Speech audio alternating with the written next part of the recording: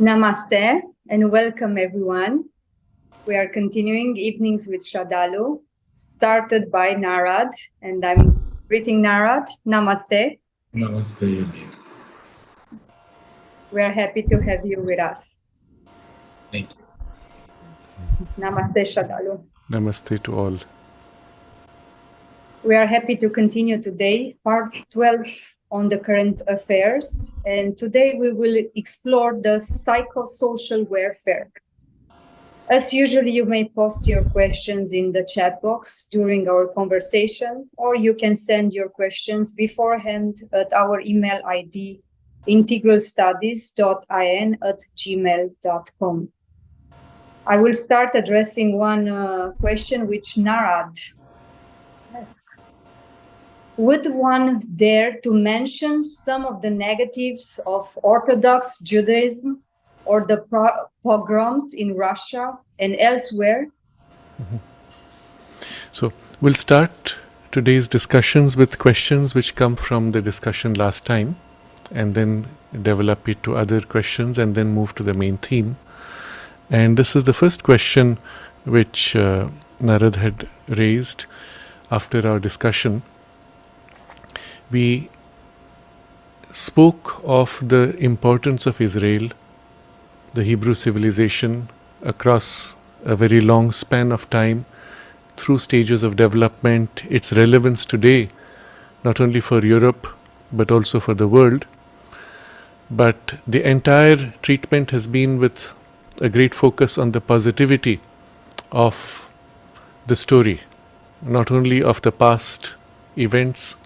We've not gone deep into the conflicts and the extent of the violence against the Hebrew civilization, both in that space as well as in the rest of the world. We have not also looked at issues around Orthodox Judaism, which has also many elements which can be quite regressive, seen in the modern context. And so this question really points us to these two great gaps of our discussion. And I want to put these in context. With regard to the negative aspects of Orthodox Judaism, what you find interesting is the bulk of orthodoxy has been largely subdued and is in a minority.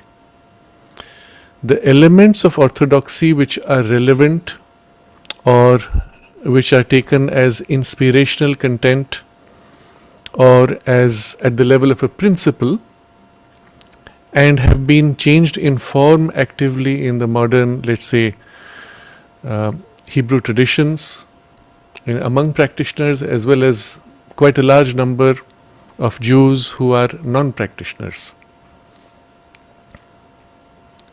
This is the element I point to as the evolutionary content. Sri Aurobindo makes this very important observation. Every tradition, every religion, even every culture and its forms, has two components.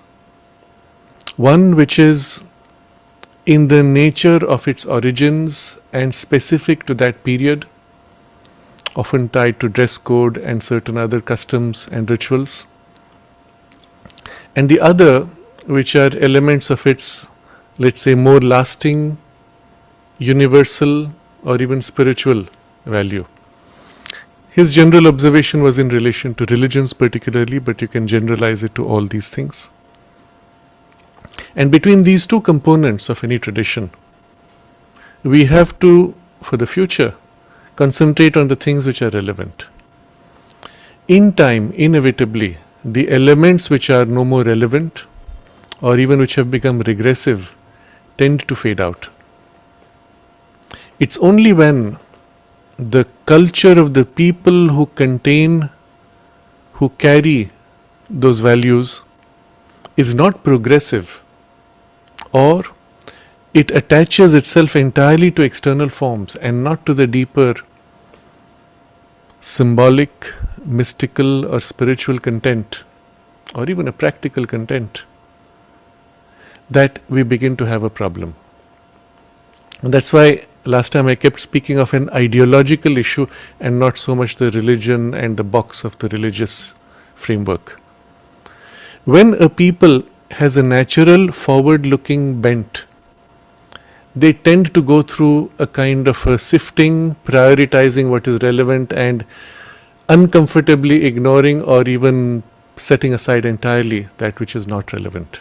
And we see that in a large part in the Hebrew tradition, as I described last time. So yes, there are these negatives in the Orthodox Judaism, and what we do find interestingly is the numbers of people who are stuck in those negatives are relatively small. Inevitably, because of this forward movement and a strong intellectual turn of the tradition itself, there is a progressive tendency, because you cannot be intellectual without being progressive eventually, if not in a generation, in a few generations. On the other hand, what you see in the regions around in the Middle East, generally, and I won't say everywhere, but generally, is the tendency to bind to a certain fixed form of the tradition. And especially when there was, during a certain period, a strong financial backing for that, which very rapidly degenerated into an extremist form, which became then the cause of so many problems within the Islamic world. Which fortunately, we see this in the last 5 years, has largely turned. And we have discussed how that happened and the place of Saudi Arabia today in this turn. Fascinatingly, I don't know if you've noticed in the last week, there were certain news items about how Saudi Arabia actually is presenting the non-Islamic heritage in its museums, including certain deities, including 3 feminine deities that they used to worship before the arrival of Islam, and is prominently placing these in its, as part of its history, to promote a more rich cultural diversity as well as invite more tourism. Just this turn is one of the pointers of a major shift that's taking place. And as I said, the 5 countries which came in the Abraham Accords, a shift has taken place, and this is distinctive. So we can hope that generally in the Middle East and in the Islamic world also, this will become more and more the majority. But in generally among the Jewish people, at least in the last 100 years, you don't see this as a major issue. As far as the pogroms in Russia and elsewhere are concerned, the pogroms were particularly during that period in Russia, the massacre which... Nara, if you'd like to unmute, would you like to share us how this evening started or something? Until Sraddhalu will get his internet back. Yes, I lost it. I lost it very early. Yeah, He was just beginning to speak on on the pogroms yes, in Russia. and it cut off completely. We will wait. He will reconnect. He just messaged me that his internet broke, so he will be back shortly. So we just kindly ask everyone to wait. But I wanted to ask you, when these evenings with Sraddhalu started, back how many years? Maybe you give us some information. And how it started. I think it was 2017. 2017. Which would make it 6 years. Wow. 7 years, perhaps. Well, that's why almost 200 sessions are nowadays available. Yes. Was it because you had a lot of questions in your mind, or how it started? It started because I wanted to get Sraddhalu's message out to the world and to cover topics that were relevant and of our time. Also, you covered many topics which were very sensitive. Yes, true. But you have been doing it also. Yes. And I'm glad that we have been extending it to so many people from all around the world. So everyone is invited to address their questions. you get a lot of questions each week? Oh, Sraddhalu is just back. I think he will. Okay. Okay, so we've lost you. You just I'm started sorry. to talk about the pogroms in Russia. I'm glad. Okay. But we lost you. What was I speaking last when it disconnected? No, you just wanted to start talking about Okay. the pogroms, what was happening in Russia. Or Okay. something. Okay. So what I was pointing to is there was a state-sanctioned massacre, and the numbers of people killed, specifically targeting Jews, the numbers would go in the thousands, sometimes tens of thousands, 20s of thousands, more. The fact that it was state-sanctioned, that there was actually an authorized command saying go and kill all these and you have the right to kill, is one of the most ugly chapters of human history. There are equivalent massacres of cultures, of traditions, of religious people, or even certain lineages based on heredity, based on language, based on genetics around the world. But the word pogrom is generally used to describe these which were done almost on a scale and regularity in Europe, sanctioned by church or state sometimes. So in India, for example, you had during the Islamic rule of the northern part of the country, some of the most ugly massacres which were sanctioned. But at least the groups were known to be barbaric. What you saw, for example, in the Middle East during the rule of the ISIS in recent times, in the last 10 years, let's say, and the way they would enslave the Yazidi women, turn them into slaves to be traded in the most brutal manner, crude, inhuman, dehumanizing, but based on religion or a certain hereditary background. They burnt people, put in cages, and things like this. In India was rampant during the Mughal rule. In the northern part of the country, sometimes you had, because it was the birthday of the king, he would give an order for so many thousands of people to be killed. Sometimes it would be targeting a specific community. So many 10,000 Brahmins. And the Brahmins used to wear, or still wear, threads, the sacred thread. And the number of sacred threads of the people killed would be brought and placed before the Mughal king as a demonstration of the fulfillment of the order, because it's his birthday or some special occasion, religious or otherwise. Now, these are the kinds of things which we would call barbaric, brutal, inhuman, and they represent a subhuman condition or values. And so when you go back and see even 200 years ago, some of the pogroms, you realize that there were large chunks in Europe which were still extremely barbaric. Or at least among an elite which gave the orders, there was that degree of barbarism, but then among those who executed the orders, equally a barbaric pace. So a lot has changed. I hope that if today such a thing were to happen, it would not be so easy and people would not respond so easily. But we have to understand that these were very primitive stages of human development, and the fact that such a thing could happen is evidence that that part of humanity is still primitive. So yes, I'm glad you raised these questions, because then we get an opportunity to touch them. What it did though, and I'm linking it now to our discussion last time, is among the Jewish people as a people, there is a very vivid and painful memory of these attacks. And especially among the Eastern European Jews, this is much stronger. In the United States, it's not so strong. They are much more free. They don't have as much the carryover of the fear or the insecurity which is present among the Eastern Jews.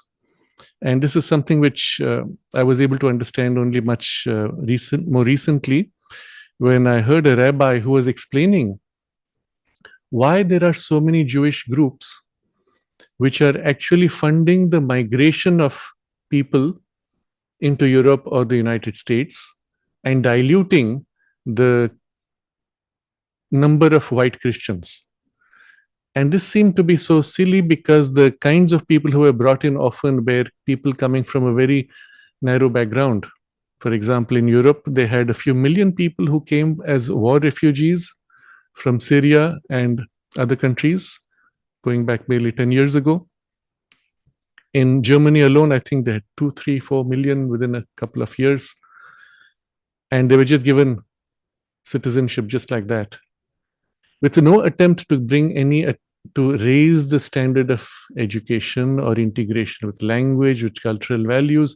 And this has led to a massive collision of values and a degradation of values as well as lifestyles across Europe. And it is sad, in fact, to see the rapidity with which there has been a decline of the safety, security, and standards of public life because of these large-scale immigrations of people who were not in alignment with the values.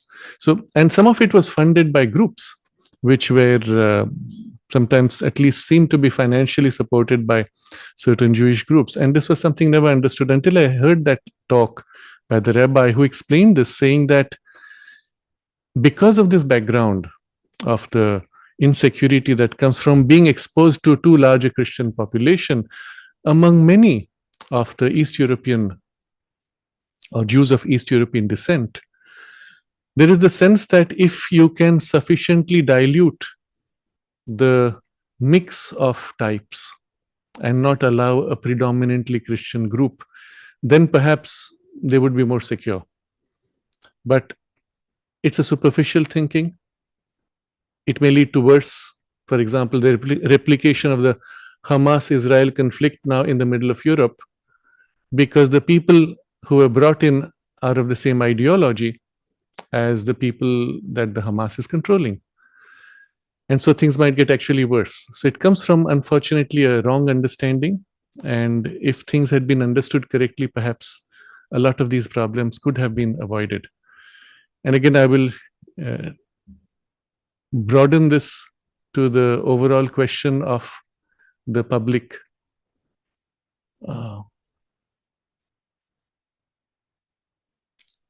just a minute. Is the video actually going through?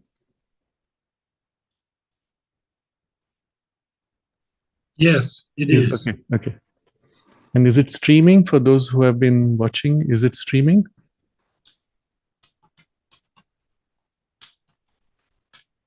Put a question.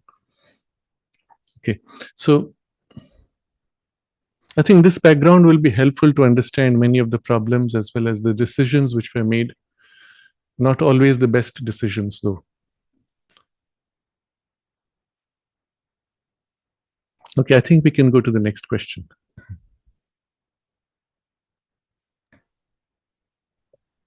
Gaurav, you mentioned Ukraine, and pardon my lack of knowledge on this subject, but is it not the same thing happening in Russia? I mean, do they have democratic election? Mm-hmm.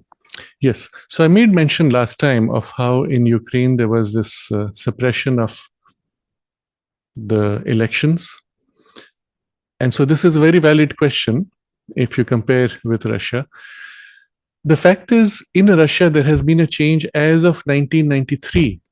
There is a constitution which declares Russia a democratic, federative, law-based state with a republican form of government. And state power is divided among 3 legislative, executive, and judicial branches, etc. So technically, yes, Russia does have elections, but the culture of democracy is not yet settled after the many decades of communism. And so there is still a tendency for a dominant party, and the opposition is still a very weak and not clearly formed identity. That apart, the question is really this. At least there is an attempt to move towards democracy, where in contrast what you saw in Ukraine, and we will be speaking about it perhaps next time in greater detail, as of 2014, when Zelensky took over by overthrowing a democratically elected government, the democracy itself was suppressed. Then there was an election and he comes to power. But then subsequently, when the war started, the first thing Zelensky did was he arrested all the opposition leaders, put them in jail, put a complete blanket suppression of the free press, and only the state press was allowed to speak at the start of war. And that you do not find in a healthy democratic space. So there's something wrong there. And we'll have to look at that question much more in greater detail, probably next time.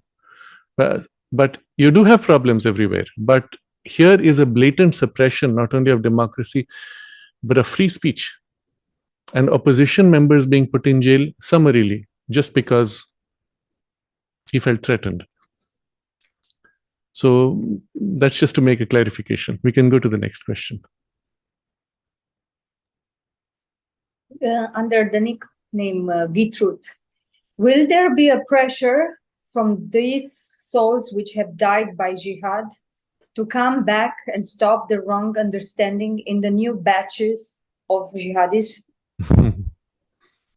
I don't know if there is a pressure, because from the soul's point of view, to have been pulled into this deception where you are made to kill yourself out of hate for another, that's what it comes to, on the basis of some false idea of a reward in heaven. This is not a soul decision. This happens because the outer personality is so hardened that the soul's influence is unable to push through. The surface personality is so lost that the soul within is suffocating and perhaps even feels free to have a chance to start afresh if necessary.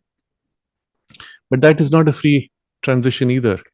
Just after, let's say, one of these persons has been brainwashed into the jihad mentality, just after he dies, there is a passage in which the physical body is knocked out, but the subtle body remains with the same imprint of emotions and mind which was programmed.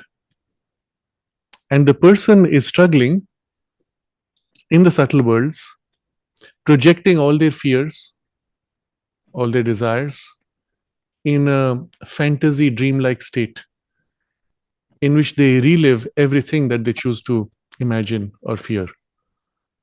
And it takes a while, sometimes weeks, months.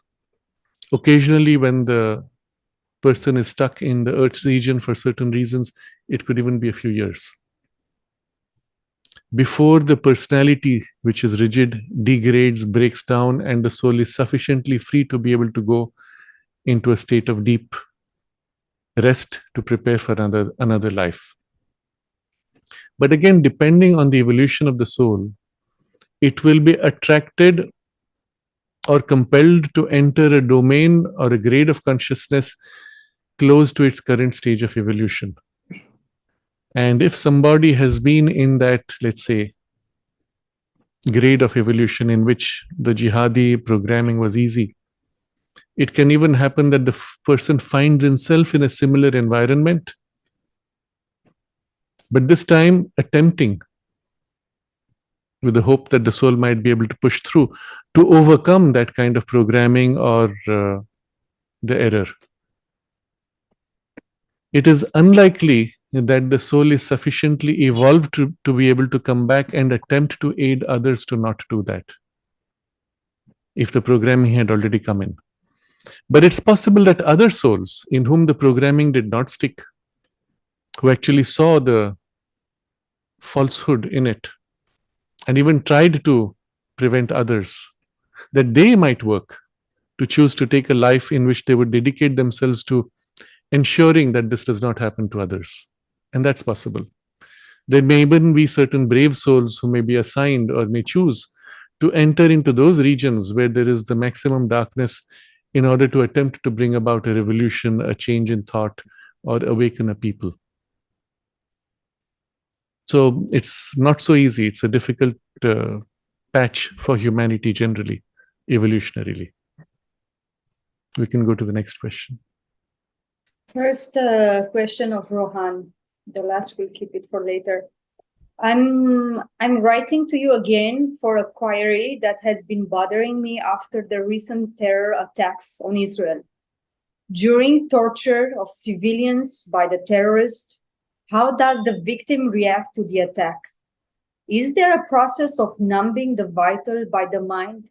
Or is there some occult action by the higher consciousness which intervenes to dampen the sensory mind or the outer nature? I ask this because these brutalities are now spreading to non-combats and general civilians and senior citizens, which seems unfair and against dharmic values. Is there a way to bypass the bodily suffering in such cases? Unfortunately, it is not an easy situation. For both, the side that does the torture or attack, as well as the side which receives the impact of the attack, there is what today is popularly described as PTSD, post-traumatic stress disorder. But at that point, there is a trauma for both. There's a very interesting study which observed what happened to the American soldiers in Vietnam. You have to understand that the war in Vietnam, for most of the soldiers, did not make sense. You were not fighting to defend any special higher values. You were not fighting for your own country. You were at a very low level guerrilla warfare against people who were extremely poor, extremely ill-equipped, and were using a skill and capacity of extraordinary courage to fight you for what? And it was not clear. So the problem for the soldiers, and you have to understand, it's because the psychic influence is still present. It's not suppressed. You're not a hardened soldier. That you're asked to lift a gun and shoot at somebody who may be without weapons, with no defense. Or occasionally they may have a gun, but of a much lesser capability. But there may be others around who may get hit when you shoot. And at that moment, the conflict between the deeper soul's influence and the surface personality's effort is so great that many of them would instinctively and not always consciously tilt the gun upward so as to miss the people that they were supposed to kill. So they would be shooting in the air, hoping to avoid killing people. And with just a slight tilt was enough to have the bullets go above the head and hope that those people would run away and they wouldn't have to be killed. It was not always conscious. It was just the struggle of the soul value pushing against the personality value. The result was, even with that, they came back with severe trauma because it was really a push against soul values, against contrary values. So even for one who's doing the killing, and on the other side, the trauma of having bullets flying over you or being able to die in an instant can be quite extreme. I remember it was one of the persons who came to the ashram by the name of Eckhart, a German man. He had this fascinating story. During the Second World War, he had been arrested and he was lined up with a group. The soldiers had been given orders to kill everybody. So there was this person, I don't know, designation, let's say commander, with his rifle, his gun. He would go one by one. They were all standing in line, point to the head, bang, bang, bang. You can't do that if there's a little bit of the soul influence in you. You can only do that if you've been so hardened that you don't feel anymore the soul influence. But he's doing this. And imagine this man is in the queue. It comes to him before he can be shot. Somebody calls out from afar and the commander turns and someone brings a paper, he reads out the paper, and the war is ended. So he says, okay, you're free to go.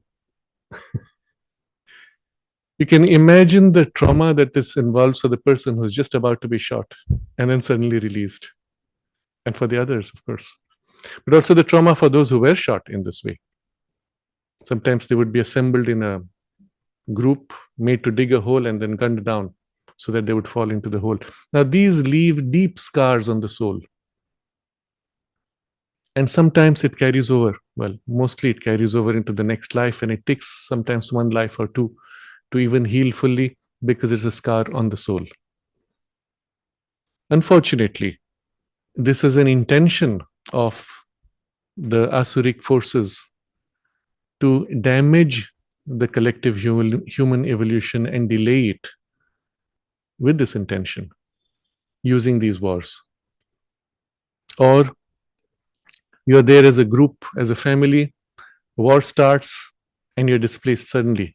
Overnight, you have to abandon everything and walk out with nothing at all in your pocket.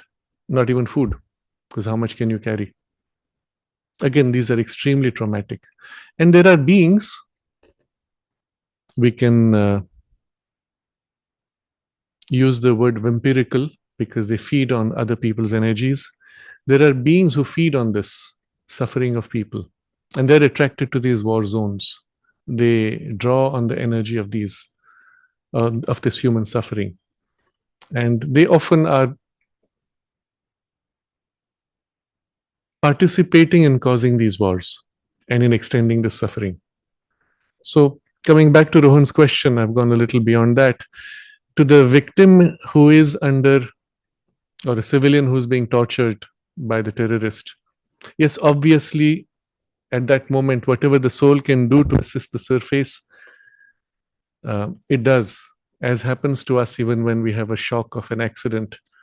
There's something which surges from within and tries to numb the surface, to reduce, to minimize the harm. Yes, there is a numbing in the vital, in the mental, again, but some of it is purely instinctive in the personality to withdraw and to not feel. And there are help from higher levels if we are open to. If we are not open, the help can be less effective, but certainly it is there. So just as there are these beings which come to feed on the suffering of people, there are also beings of light, and sometimes in the consciousness of the Divine Mother, in the divine consciousness, there is this infusion of protection, peace, help, which is given. But on your part, you have to be to some extent open to it in order to benefit from it. And that can make all the difference.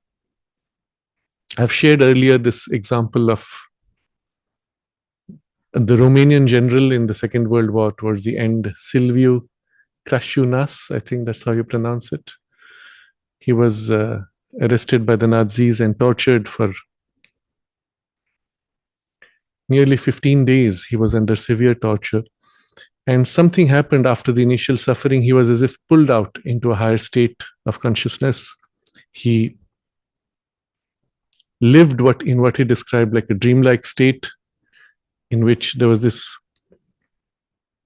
Indian yogi who was sitting in front of him and from whom he received a deep peace. In the background, he would hear a screaming, which was his body screaming. And inside, he was in this state.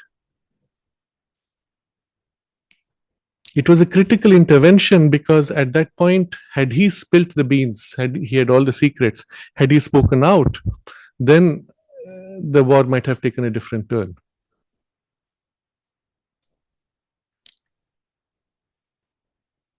Obviously, he was receptive enough that the help was effective. At the end of the 15 days or so,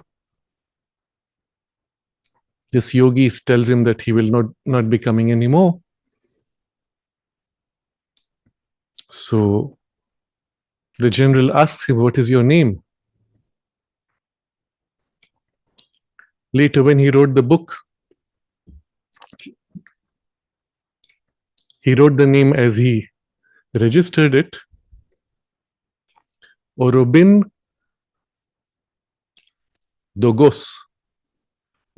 Ghosh, he heard it or registered it in a, let's say, Europeanized form. And the whole description is across 2 pages in his book called The Lost Footsteps.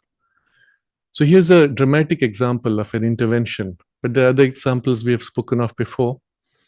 My point is, yes, there is a help, but your receptivity can make all the difference. In any case, there is a trauma, even with the help.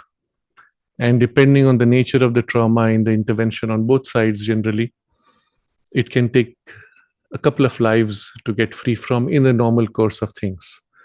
Of course, if one resorts to the conscious spiritual change, then one can heal, overcome, and outgrow rapidly. Even then, sometimes it may take a few years depending on the nature of the trauma.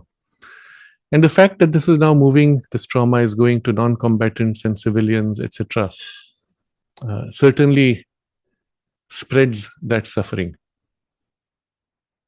But if not for this, would people really value the freedom that they have?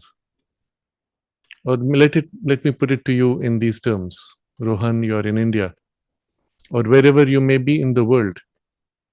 Most likely, if you're listening to this, you're living in a pretty much peace-loving society. Are you conscious of the sacrifice of your ancestors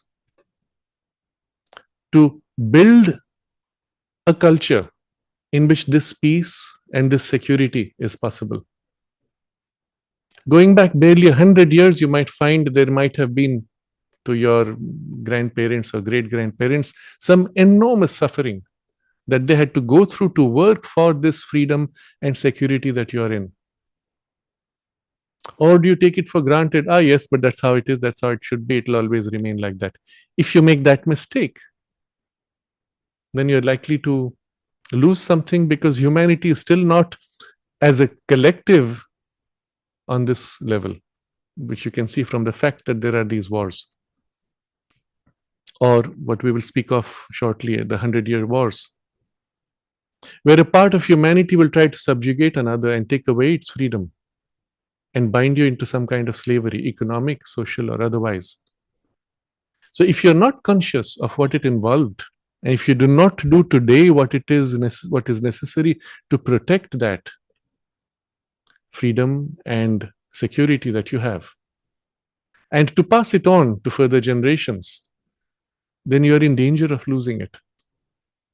So this is what I'm pointing to in the last part of the question, that we have to become conscious that what we have today is still precarious. Humanity is not yet out of its animal instincts.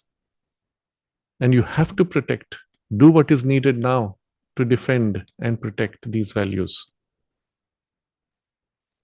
But to the last part of your question, is there a way to bypass the bodily suffering? And don't think you can bypass the bodily suffering, but what you can do is to heal later. Not just the bodily, but much more important, the psychological suffering and the trauma, which may also be imprinted on the psychic being, on the soul. But that can only be done by a conscious process, which would be a yogic process in essence, but under whatever name. But to ensure such a thing does not happen, you have to do what is needed to protect these values, which are a very precious gift and the result of much work, effort, and suffering of ancestors.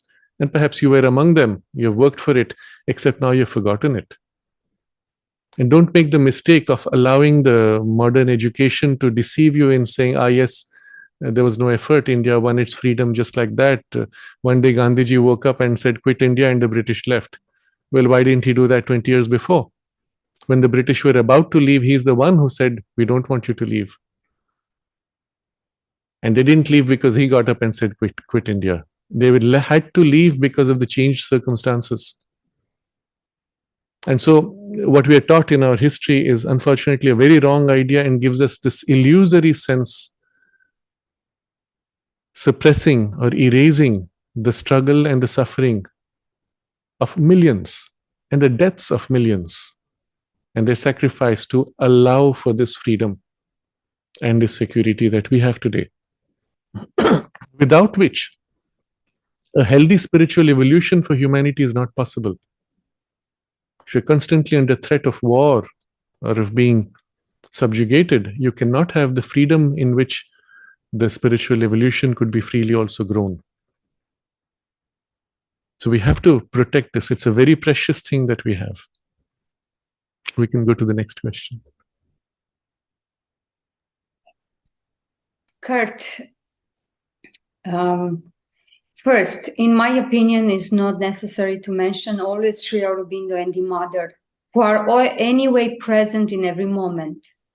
Second, the Cabal and Deep State is such a multi-aspect and faceted topic that you need a lot of time to explain the complexity of things. You confirm all my information and research work of the last 4 years. Third, only Q you have left aside either intentionally or because you didn't have researched it or because you don't believe in it, in the existence of a worldwide military sting operation of the Earth allies, white hats. Yes. Yes. Thank you, Kurt, for your other observations also and appreciations. About your first point, not necessary to always mention Sri Aurobindo and the Mother. Yes, they are present, but where we can, we have to draw upon the knowledge that they have given us. And so, as far as possible, I try to draw on the framework of understanding which Sri Aurobindo brings, not only in the yoga, but also in the understanding of the events of the world, as well as the unification of the world, as well as the cycles of social development, and so on, as well as the psychology. To draw upon them first, because we have to understand this knowledge and this insight comes from them. And so it's important to acknowledge the source. But also, where possible, as I drew on the comments from the Mother about the situation in Israel, the authority that it gives to that position. Because there might be some who may say, but is Israel a nation? And they may question that. So, and at that point, the solution would come only from a higher spiritual insight, which can distinguish, this is a nation and this is not a nation, it's a part of a larger. For example, Pakistan is not a nation in itself. It's a part of the Indian nation identity, Indian civilization, spiritually, therefore a part of this culture. And just because you made a severance politically and or on religious lines does not make it a nation in itself. And because of it does not have a soul of its own, it has no real life of its own, even as a civilian life. It is always under military rule of some kind or other, or domination from other powers. Is Israel such, or is it actually a nation? So of course, I could say from my side and with a logical explanation that yes, it is an independent, distinctive nation soul. But it helps that you can draw from a statement of the Mother and Sri Aurobindo that says, yes, it is so. And so it eliminates a needless conflict of opinions or attempt to justify something for which evidence can be somewhat subjective also. So I do draw upon necessarily because of these reasons.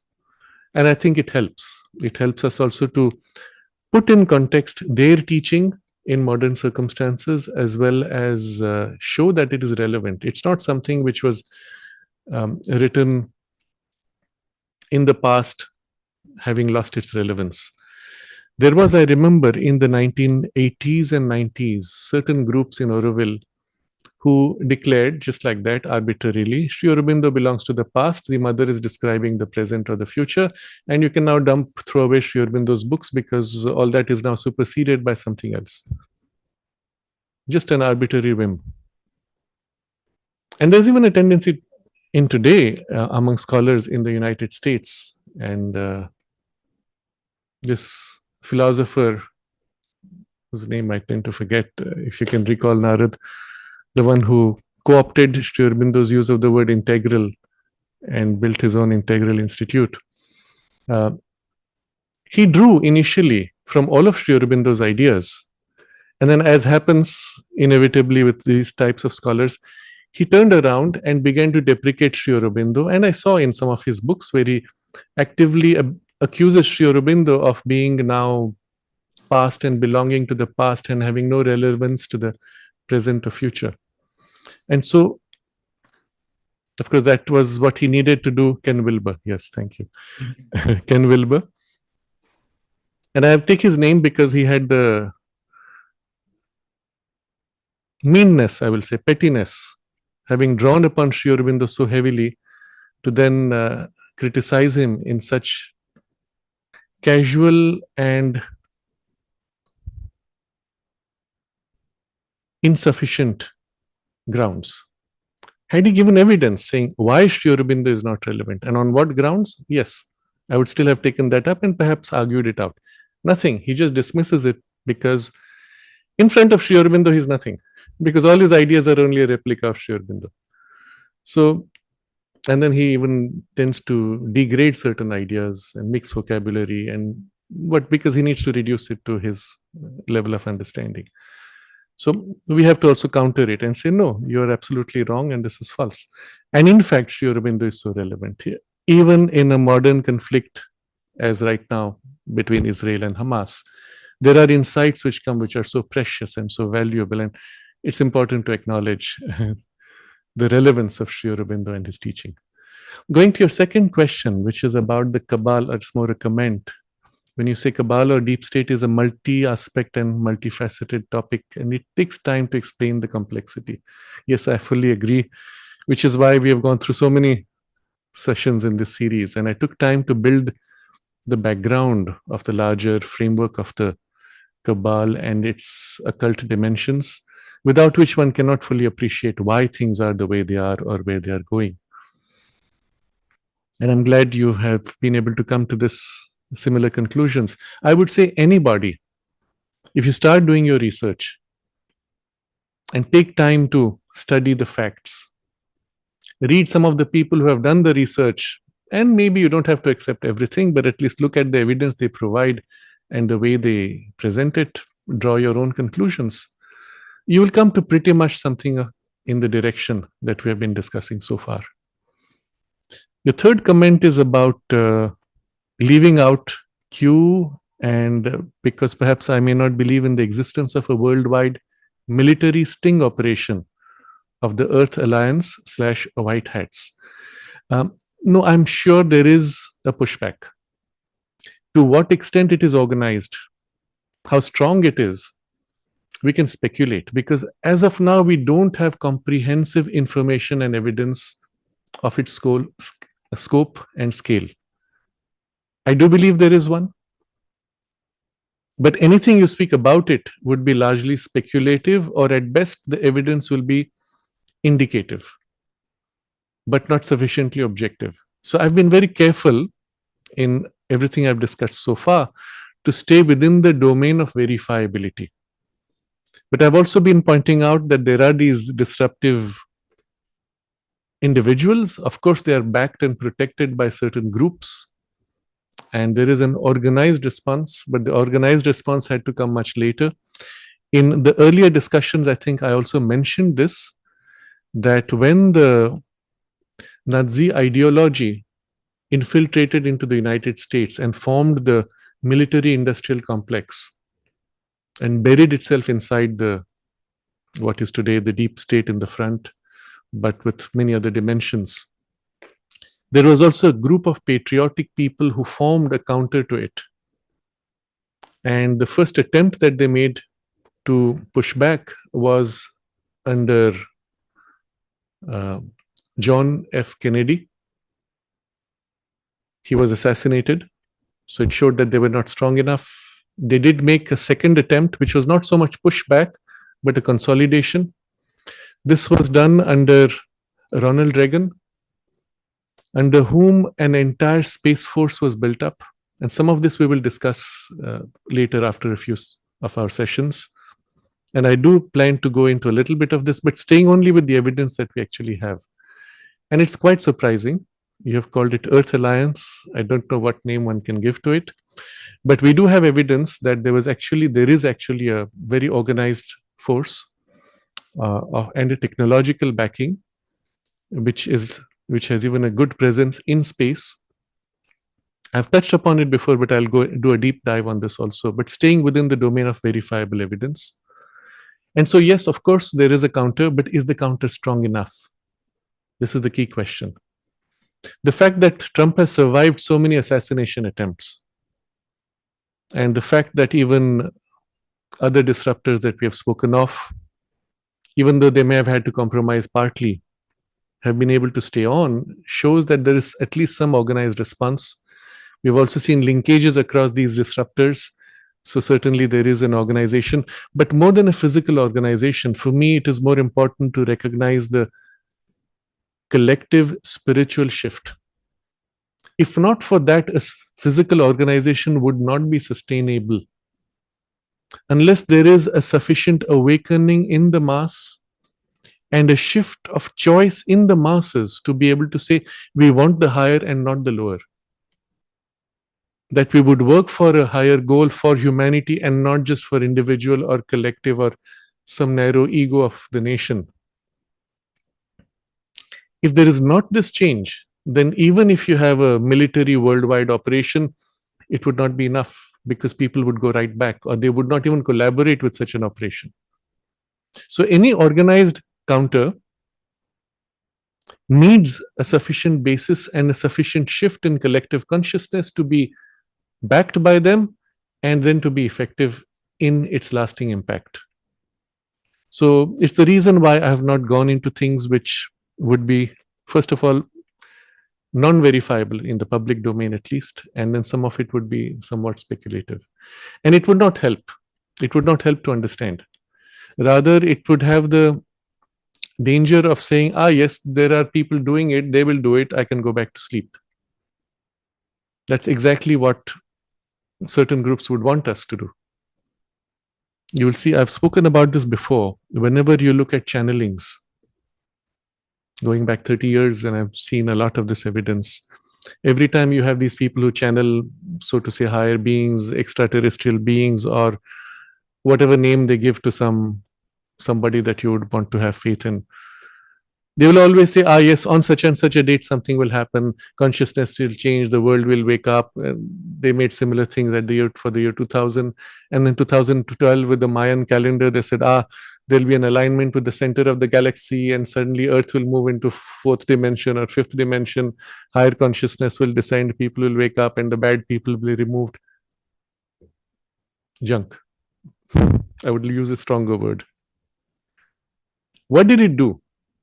From the point they started this, and people who believed it, people said, yes, it's going to happen in 2012. We can go back to sleep. It'll happen. All it did was delay the effort that you would have made.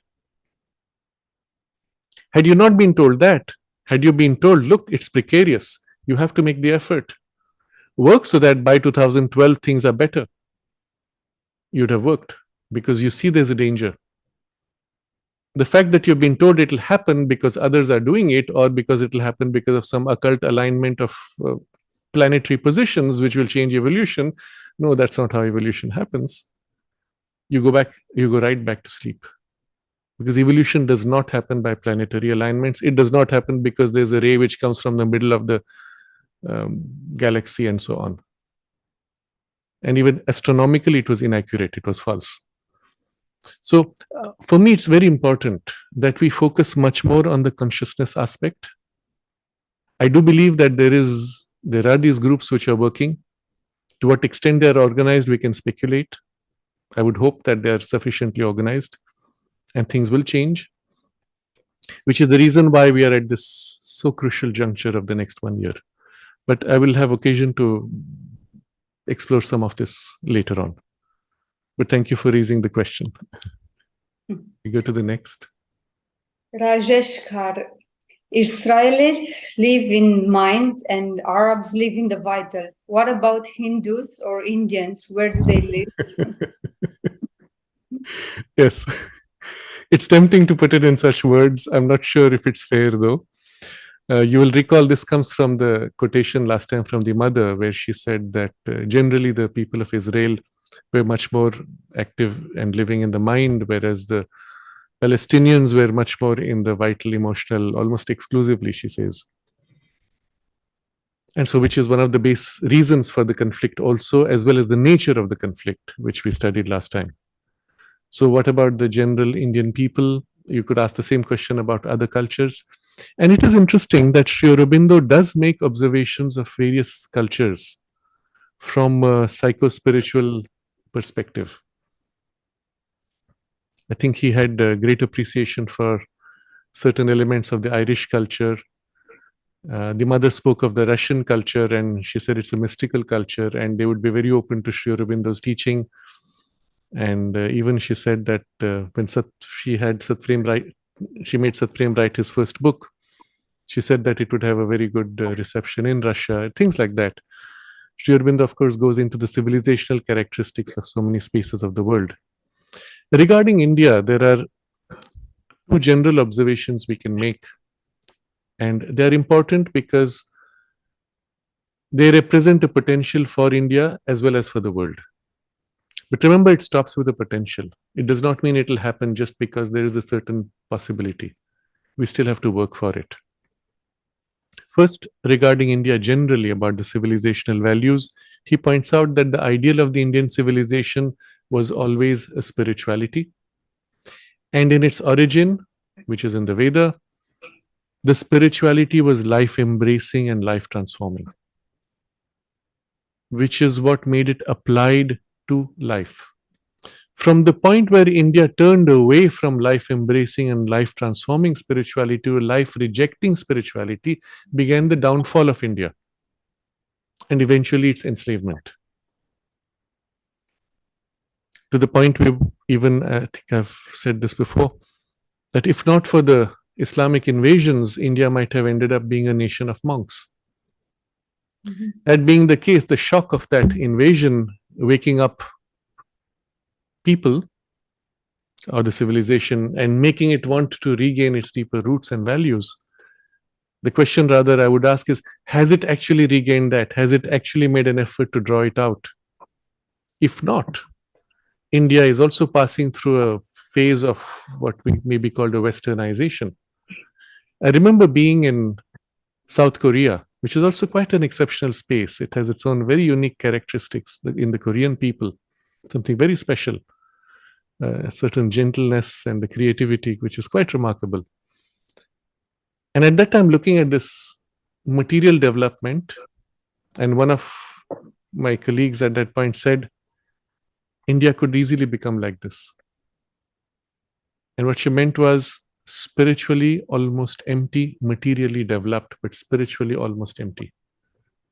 It's as if in the turn to the material development, it had rejected or forgotten or suppressed elements of its spiritual background.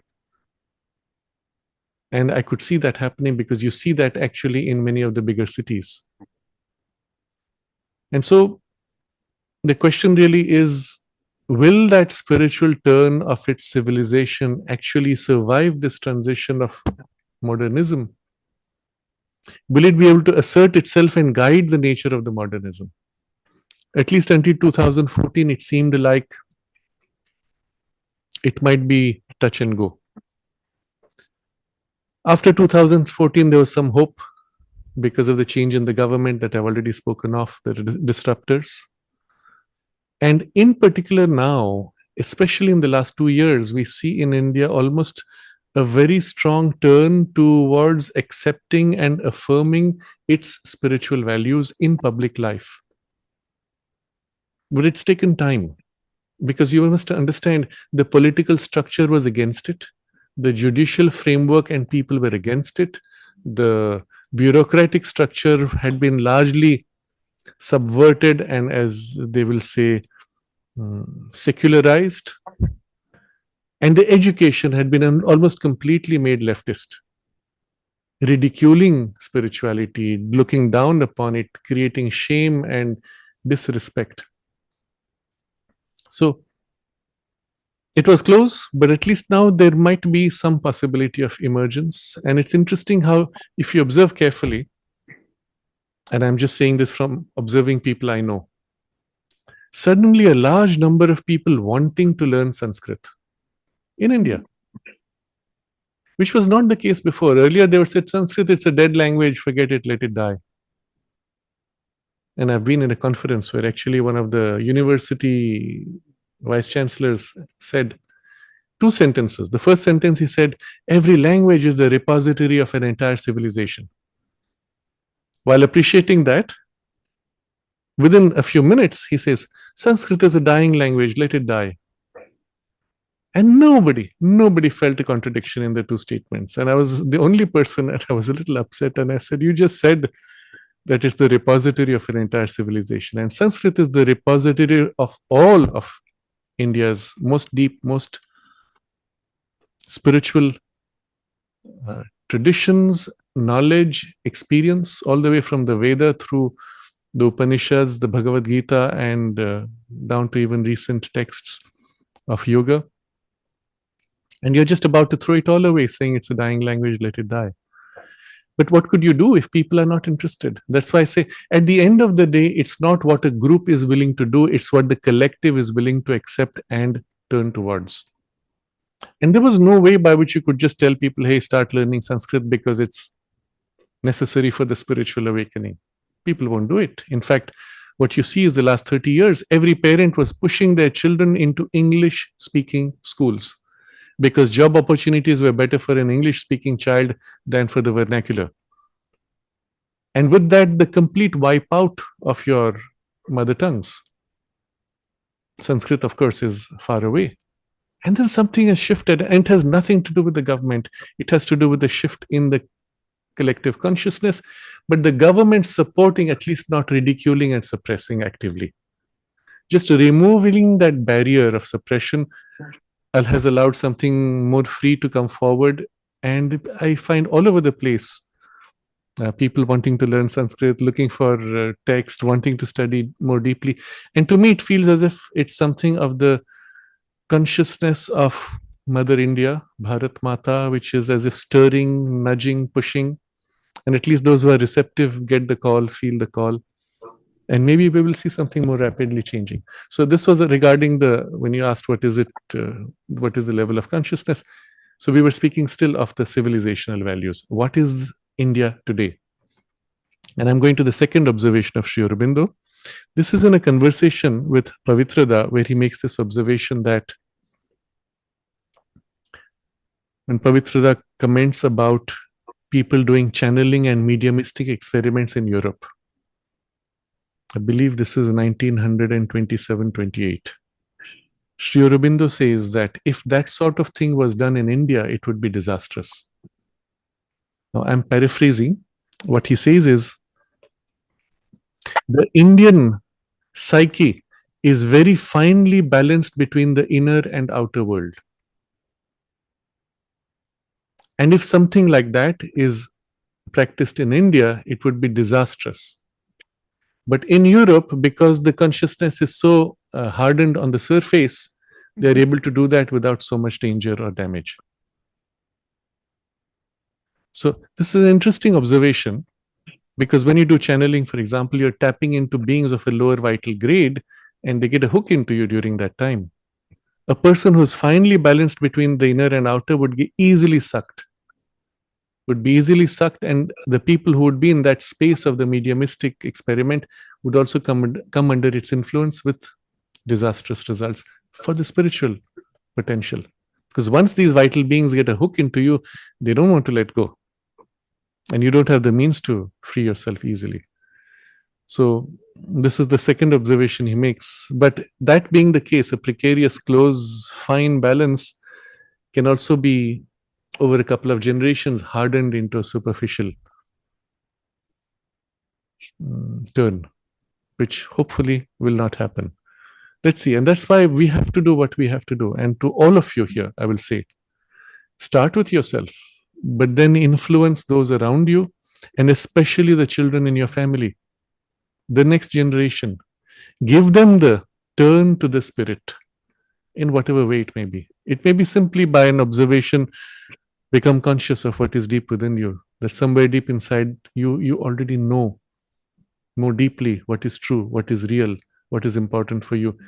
Learn to turn in, become conscious of it.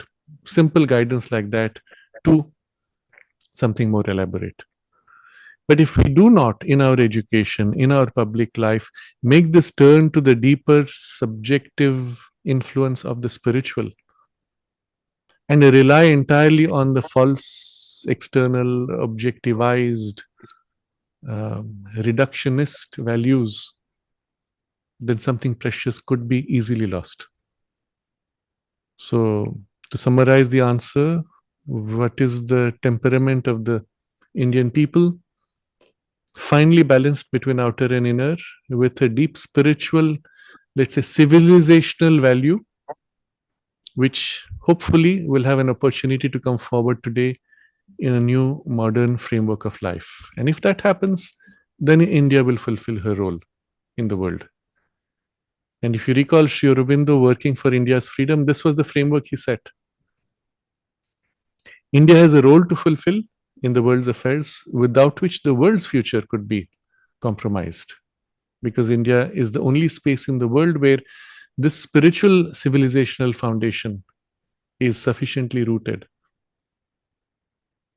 And if it does not happen in India, something important could be lost for humanity. So, for India to be able to play that role, she must first find her soul.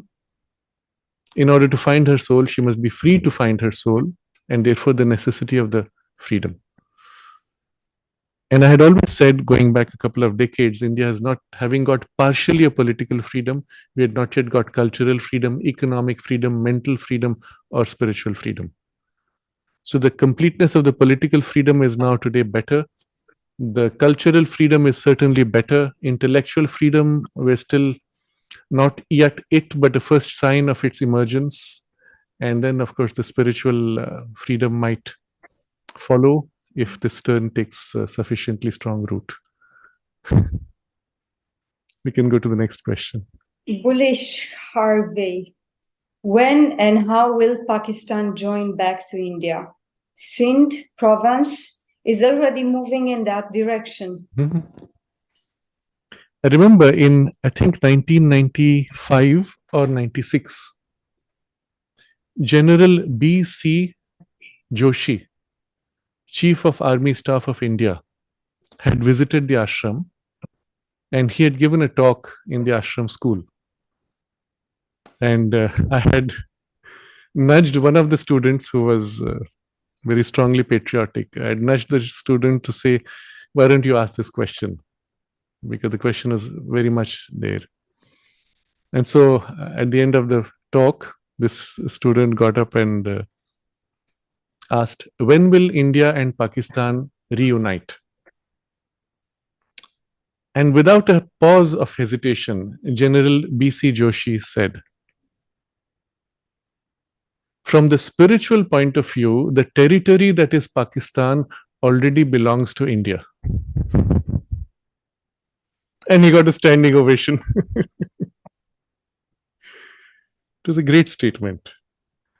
And an honest statement also, but spiritual statement. Because Pakistan, as I said earlier, does not have a soul of its own. So it's inevitable in one way or other. But as long as this arm of the civilization is cut off, Sri Aurobindo pointed to the fact that there would be wars, there would be invasions, even danger of invasions and things like that. And you will recall the mother's observation in 1971 during the war, when she said she finally saw how it would happen. Now, when the mother says she saw, it's not like she's sitting and like a prophet Nostradamus looks in his magic mirror and says, I see this in the future. That's not how Sri Aurobindo and the mother worked. They came here for a mission. They worked upon the circumstances to turn them in a certain outcome, towards an outcome. So when she says, I saw, it's her humility in the vocabulary. And you should not take it at face value.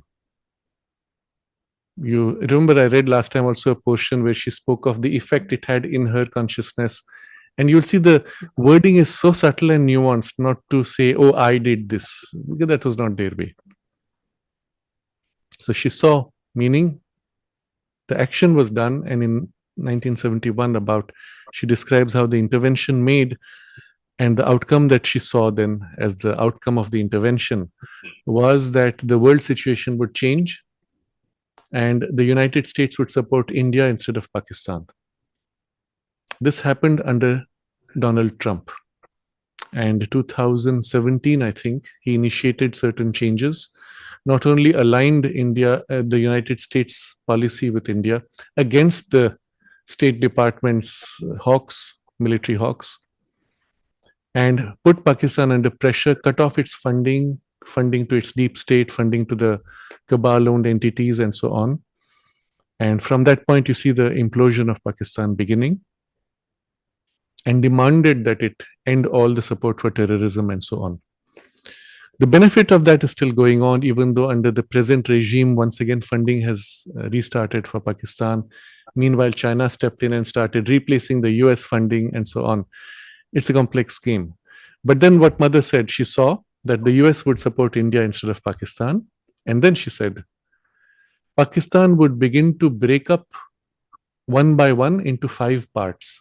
And you can see what the 5 parts are from the regions. The 5th being probably Pakistan occupied Kashmir, POK. And then she said, one by one, each part will want to rejoin with India. Now you can see traditionally Sindh has been the one closest culturally also, because Sindh finds itself dominated by the Pakistani Punjabi group, which controls the government and the military. And so it has natural resistance and so on. So when and how, well, the when is not so important. You're seeing a trend, you're seeing a direction in which this is happening. There is, of course, the risk that towards this, as Pakistan begins to break down, you might also have the reaction and the cabal use to trigger a war. And one has to be very careful. These things are not so smooth and simple. One has to be very careful, and hopefully that can be avoided. You can go to the next question. Rajesh, is India's current CGI under cabal control? It's an important question because you have to understand how these things work. CJI is Chief Justice of India. The question is India's Chief Justice of India under cabal control? The question has come with a good reason, because one sees some strange things in the way the Indian judiciary at the highest levels has opposed every attempt to change the direction of India's development and accelerate the development. So when Modi first came to power, the bureaucracy was against him, his own party members were against him, and the media was against him. But what we also saw gradually was the financial controls, which were in the hands of the Reserve Bank of India, and the governor of the Reserve Bank of India was a World Bank stooge and anti-India. He did everything possible to subvert India's development, where Modi was pushing for Make in India as the program. Stop buying from outside and importing, make the same thing in India. Why is India importing in the millions mobile phones which are made in China? Why not make them in India? First of all, not only saving foreign exchange, but also you're bringing jobs and also building skills, technological investments, and so on. Why should that go to China and you keep paying and losing your own wealth? It's something so common, so simple. If you loved your country, this is the first thing you would do. And here comes the head of the Reserve Bank of India now declaring, that's not what you should do. Make for India. Meaning, look at the world and tell everybody, you make for us. We will continue to buy from you and remain your slaves forever. That's the mentality he was promoting. It's obviously anti-national. And so blatantly anti-national. And it was sad to see the media each time celebrating his anti-India statements. I remember headline, one of them was, a rock star governor of Reserve Bank. What is a rock star governor? What does it even mean? And you see how the media plays on perceptions. And it would create a doubt in you, that perhaps the government is doing something wrong. Here's somebody whom everyone is praising in the media, questioning what the government is doing. So I give this as an example, and you find recently I will not state a name or limit it to the Chief Justice of India, but just the judiciary at the higher levels in the Supreme Court. Every single attempt by the government to take India forward has been put into question, delayed for months sometimes on the basis of some technicality or other. And the same courts have called for a hearing for a terrorist who was about to be hanged. And the whole process had been gone through across all the courts, the Supreme Court including. The fellow is going to be hanged the next morning. And at 3 a.m., the top judiciary calls a hearing of the Supreme Court to hear a last-minute plea of whether this sentence should be commuted. You can consider how ridiculous it is. It's all been done in every possible way. And unless somehow the interests there need to promote a certain ideology, they would not be doing this. Now, recently the same group, and I will leave it at the level of a group rather than an individual, actually spoke of justice for groups which have been oppressed. Now, at the superficial level, it may seem like, yes, of course you should have social justice. But if you understand the cabal play, then you will see the danger there, because you can see what they're replicating in India is a replica of what was done successfully in the US to divide society. So in the US, what they did was to train people from the education level onwards, first of all, removing the story of the sacrifice of your ancestors, how they had to fight for freedom, all that is washed out. Instead, everyone is reduced to a slave owner.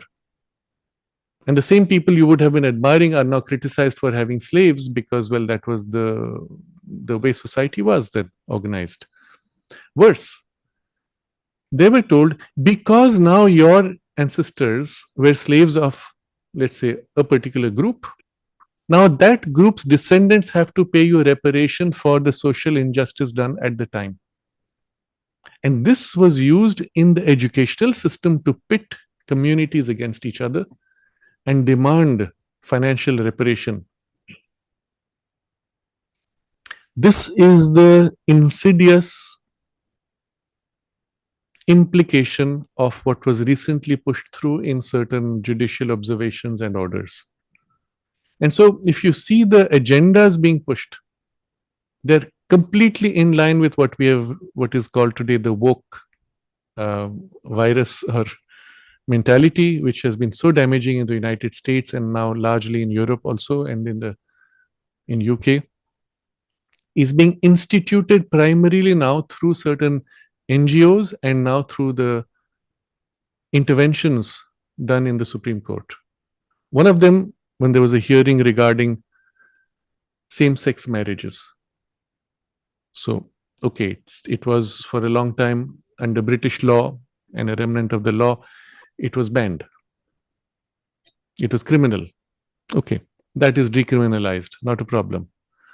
But adoption, why would you want to push for adoption in same-sex marriages in the name of rights? If you look at the reality today, almost everywhere in the world, there are couples who live in couples. You don't even need to bother to register a marriage except for legal technical reasons. In France, for example, the number of couples who were living were so much more than the people who were formally getting married, now going back 20 years, that they had to change the law to say that if you have lived in for 5 years, you're technically married, and after that, automatically certain rules will kick in case you separate. India is heading pretty much in that direction everywhere in the world. The institution of marriage is breaking down, as the mother had spoken of in the 1960s. But the question is, while everywhere else nobody cares about marriage, why are you here pushing for supposed rights for marriage? And it's not about marriage, it was about adoption. And adoption for a gay couple is very often a cover for pedophilia. And you see this in the United States in huge numbers, and the media largely suppresses it. Those of you who have been following some of the suggested news sources that I had pointed to earlier, You would have already seen many examples of this kind of thing, which the mainstream media completely suppresses. And this was coming unasked from the judiciary. So we saw at that point when they were pushing for all these woke agendas, the government pushed back and said judiciary should not overstep its boundary.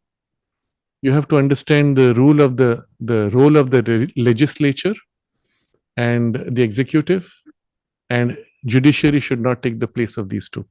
So as a result, certain things were constrained. But I'm pointing out to a tendency. And why is this important? Because you have to go back to something which was meant to be the theme for today, what I've titled as 100-Year Wars. When a group, institution, or country decides to dominate, own, or enslave another, there is a short-term strategy and there is a long-term strategy. Depending on the nature and the culture of the groups, if they take a long-term strategy, then sometimes things can be done so quietly, so slowly that you do not notice. And if they control the media, they will tell you it's happening because that's the age, and not that it's being done intentionally.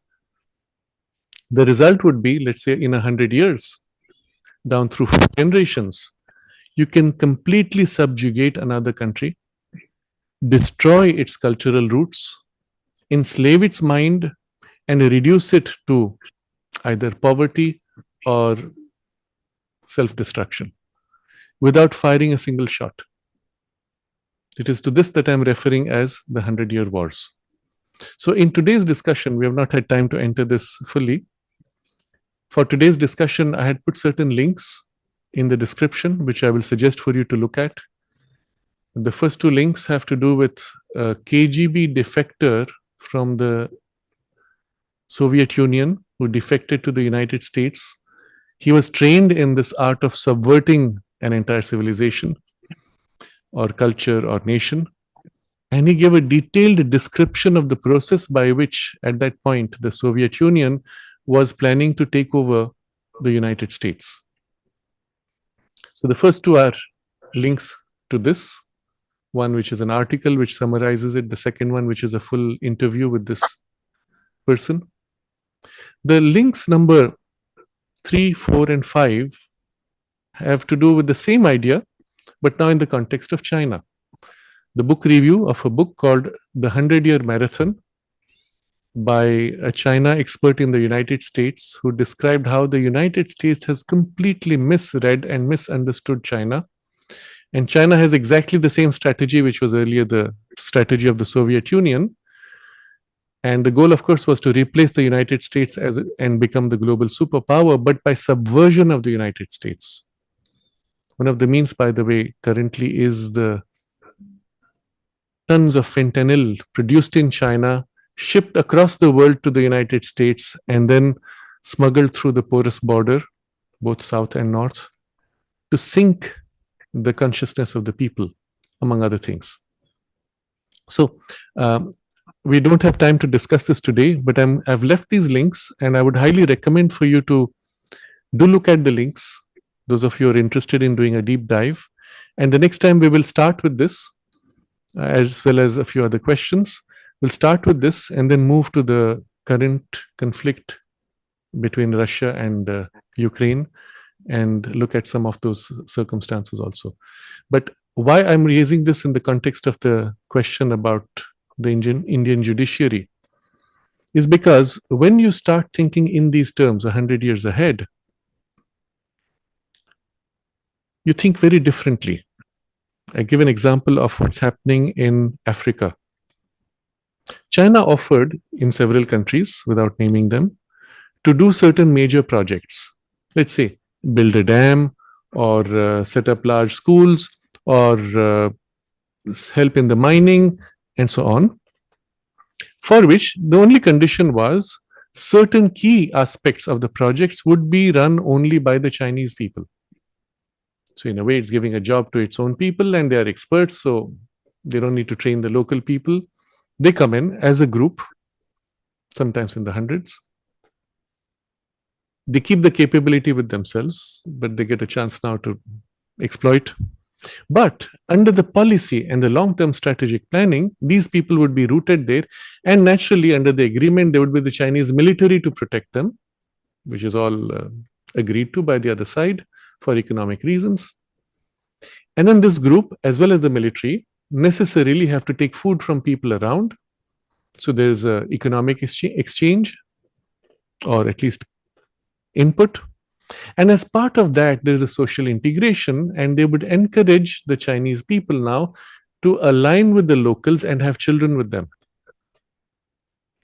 The result was the production of a large number of, let's say, citizen of the African nation, but now with a parent of Chinese origin, of Chinese nationality, after which the mother and the child would be funded from the Chinese embassy, because of course it's a Chinese child. So you would have suddenly an entire generation of children growing up who would consider themselves of Chinese allegiance, because their entire education and very high education would be funded from China, but technically they were of nationality of the African country. Now this is a long-term plan. So 20 years down, these children are now young people with the best of education, which others have not been given, because China has not invested in them. China has only invested in the industry. And 10 years down after that, these people come into positions, critical positions of power, in the police force, in the judiciary, in the government, in the bureaucracy, as politicians, in education, and so on. And implementing the programs which are beneficial to Chinese government policies. So 30 years down now, suddenly there is a power control already. 40 years down, there is total ownership of all state policy and all events. And if there is somebody who does something which is technically breaking the law, then the judiciary as well as the police chiefs are under control of the side, well, which sides with China. So in 40 years, you have effectively taken over an entire country without firing a shot. And how much did you spend? Practically nothing. But it was strategic moves. Now, in India, when you see the succession process in the judiciary or in the army, it's always by seniority. And sometimes it is ridiculous. So just as one person retires by age, there's somebody else next in seniority who's about to retire in 2 months. He becomes technically army chief or chief justice. Spends those 2 months and retires. Meanwhile, there's somebody else who's in line, and you keep switching every few months just because you got the prominence of the, well, name, and you got your name put in the list. And if you look at the list, sometimes it's ridiculous. You see them hopping every 2 or 3 months, changing. There's no good for the country. So in fact, what happened under the Modi government, when the army chief was about to be selected, they spoke to the 3 or 4 people in the next few in sequence and told them, look, it's not about you, it's about the nation. Would you accept? We give you suitable positions, but would you accept that we pick somebody who's younger, so that we have 3 years consecutively of an army chief with a policy in which something useful can be done? Because in 2 months you can do nothing. And they agreed, of course, because of national interest, etc. And a change was made in that framework. But so far, the judiciary has not been so. Judiciary has been largely self-selecting. This has been extremely damaging. It was around, I believe, 1989 that the judiciary started separating itself from government influence and choosing its own judges by what they call, they use a term, the name slips my mind, but they use a term in which they alone, the existing judiciary, will pick the next judges. And from the Supreme Court, it will be not only first the Supreme Court, but also the high courts and other courts. Now, you must understand what happens. In the way it is today, a judge was previously a lawyer, and as a lawyer was often one of the most corrupt. Because that's the nature of the criminal law, at least, that you are playing. Sometimes you're paid to lose. And especially if you were a government lawyer, and this was the culture under the corruption post Indira Gandhi, that you took money from the other side so that the government would lose and the private party would win eventually, but you made your pot in the middle because government is owned by no one. And this was the culture, unfortunately, which has been hopefully a little bit reversed now. But because you were a government lawyer, now you could get up the chain and become a judge very soon with this corruption of mentality. And with that background, you could very likely become chief judge in the local courts or high courts or eventually the Supreme Courts, etc. You see also this sometimes the judges, especially the big names, are children of former judges. Now, why do you think that works? Because your father was a judge, he has influenced the machinery to make sure you get selected up the chain, and so you became now a judge. So the corruption quickly became endemic to a degree that because you were all former lawyers in the corrupt system, you picked your next lawyer who would be in the sequence. So a judge today takes money not directly because there's too much pressure. They align with a lawyer who becomes the representative who takes the money on your behalf, etc., wins the case or loses the case. Depending on which lawyer you took, the judge says yes or no. And a lot of such internal systems. And that lawyer one day will become judge because he's friendly with the judge. So the most corrupt eventually, the collegium things. They form a collegium in which basically it's a self-serving interest group, and the proper term would be a cabal, but it's deep state. And no one has any say in cleaning it up. And they can all say, oh, yes, we are going to remove corruption. But what do they do? You see, this was the method always used across going back the last 70 years in the bureaucracy also. If a bureaucrat is found being corrupt, what did they do? They transferred him. In other words, okay, you can't be corrupt here, now you go elsewhere and be corrupt there. What did you do to change it? Nothing.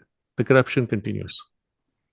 The same thing in the judiciary. If corruption is shown, what happens? Nothing. Because the judges protect themselves. You cannot even question them. You cannot even make a statement questioning their judgment because it's contempt of court. So they're the only people who can be corrupt and still not be questioned. And the government has no say in this collegium system of selection. So the Modi government tried to do this. The current judiciary opposed it violently. I believe there's a very simple solution out of this jam. And this is to bring back what may be called jury duty.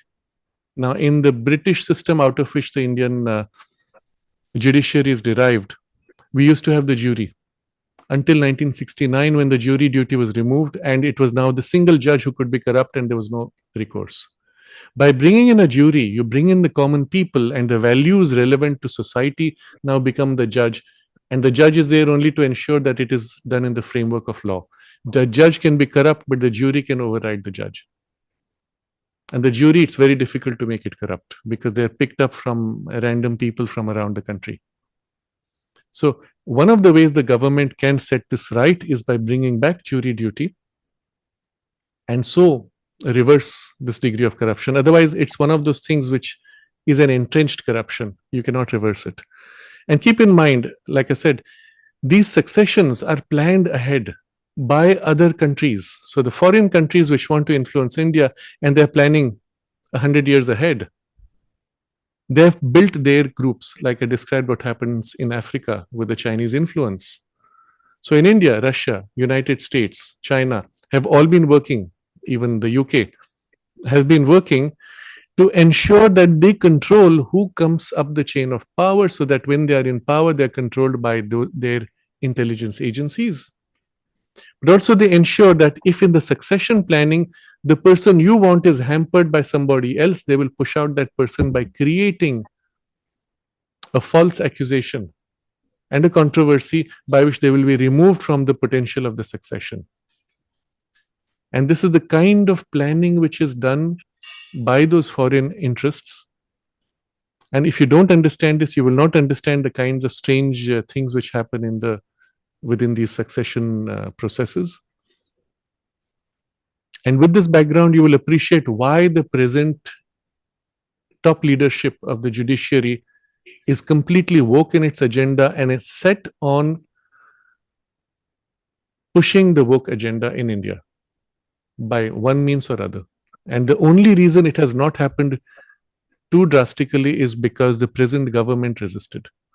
And that is only because of Modi.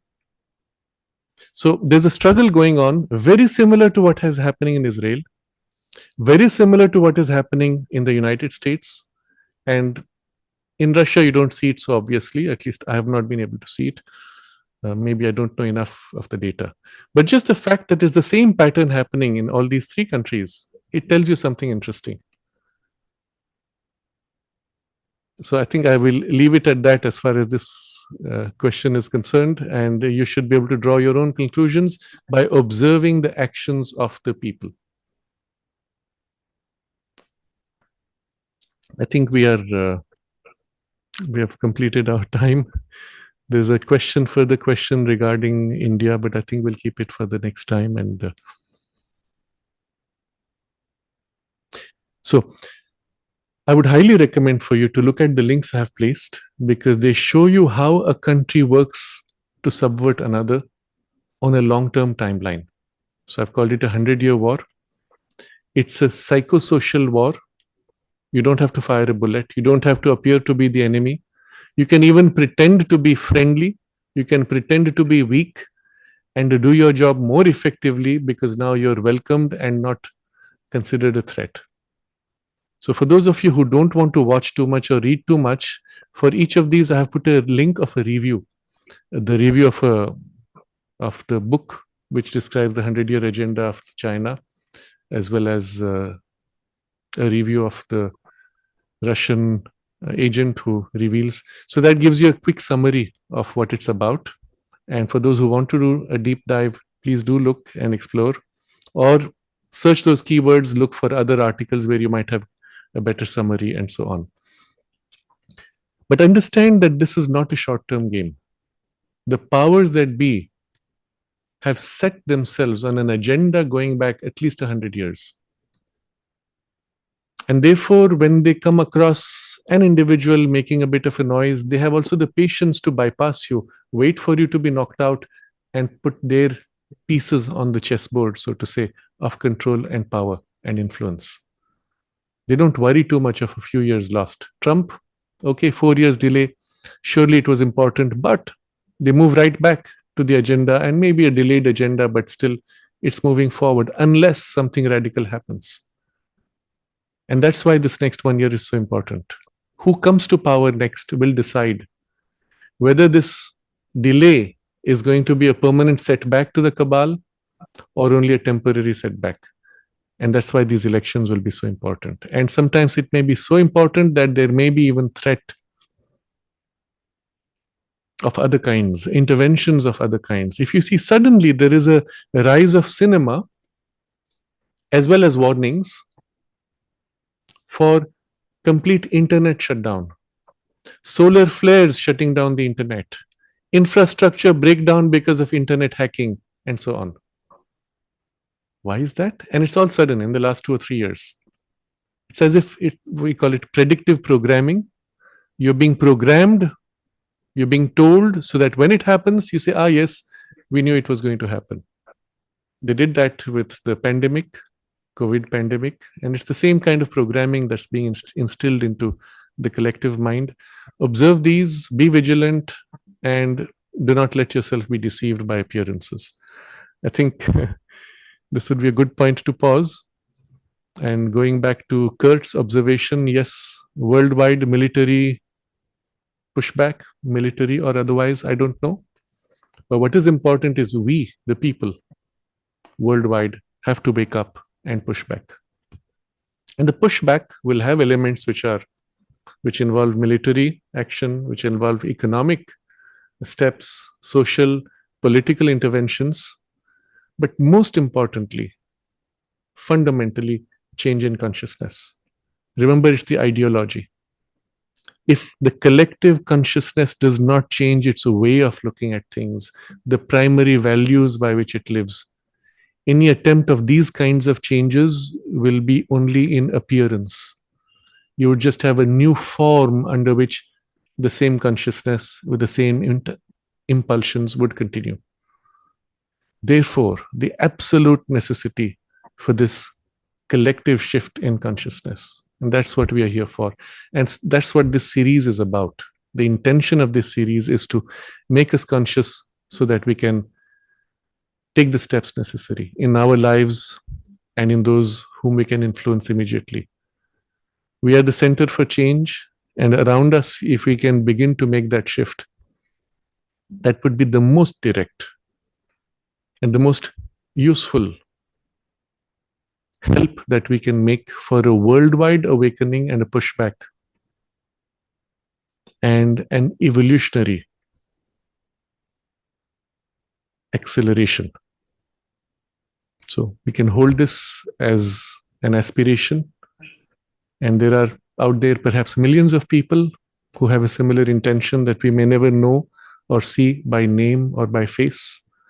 But if in consciousness we are aligned, we are together as one spiritual family, united in a higher ideal and working together, even though not coordinated externally.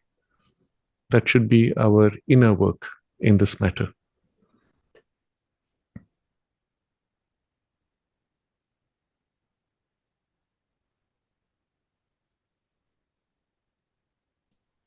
Namaste. Namaste. Thank you.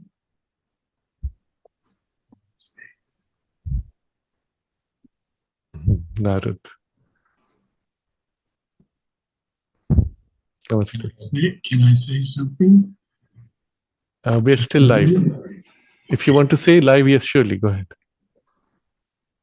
Well, I just heard today about Italy. Mhm. Have you heard it? That the fake food that Bill Gates is making, chicken and Yes, yes. Italy has forbidden it to go into their country, and Biden has accepted it fully Okay, nice. for America. Yes. And that's only possible if there is a collective pushback. Yes. Very well. Namaste.